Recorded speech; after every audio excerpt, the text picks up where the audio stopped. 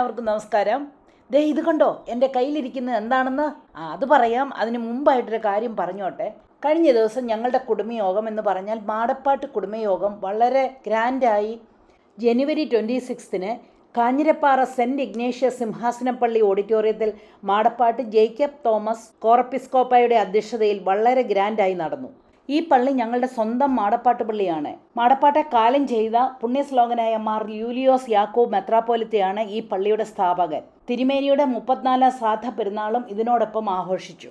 വേദിയിൽ reverend Alex Thomas കോറപ്പിസ്കോപ്പ, father Venkadath കോറപ്പിസ്കോപ്പ, father Roby Jose Aryattuparambil, Shri Joseph Mattappally, Shri Arun Markose Madappattu, പിന്നെ ഞാനും വേദിയെ അലങ്കരിച്ചു.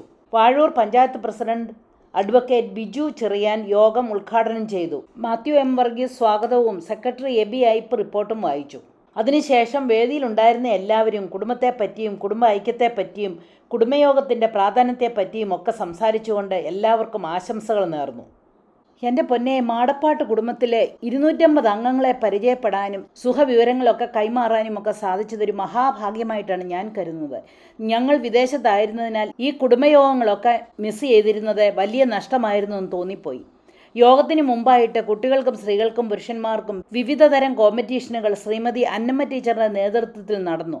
അന്നമ്മ ടീച്ചറിന് വയസ്സ് 80 ആയെങ്കിലും ഒരു 50 വയസ്സിൻ്റെ പോലും ആയാസമില്ലാതെ ഓടി നടന്ന് മാനേജ് ചെയ്തത് അഭിനന്ദനീയമാണ്. ഈ കുടുംബയോഗത്തിൽ വിദ്യാഭ്യാസ മേഖലയിൽ ഉന്നത വിജയം വരിച്ചവർക്കൊക്കെ അവാർഡുകൾ നൽകി 75 വയസ്സിന് മുകളിലുള്ള കുടുംബാംഗങ്ങളെ പൊന്നാടയിട്ട് ആദരിച്ചു.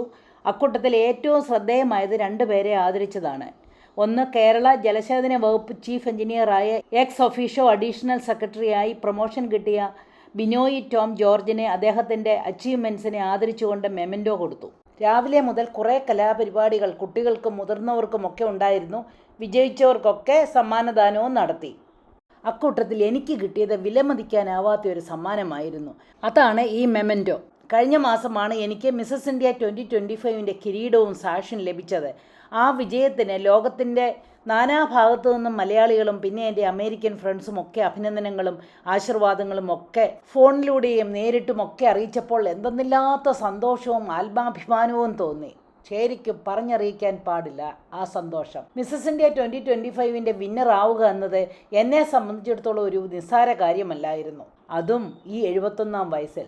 അതുകൊണ്ട് തന്നെ ഓരോ അഭിനന്ദനത്തിനും ഞാൻ വളരെയധികം സന്തോഷിച്ചു.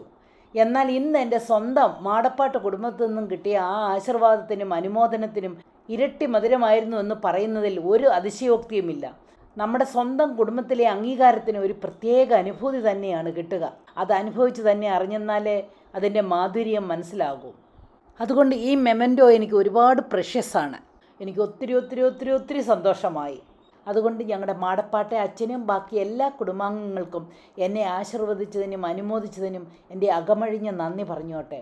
കൂടാതെ 3 നോയമ്പായിരുന്നെങ്കിലും അതിഗംഭീരമായ വിഭവസമൃദ്ധമായ വെജിറ്റേറിയൻ സദ്യയോടെ യോഗം പര്യവസാനിച്ചു.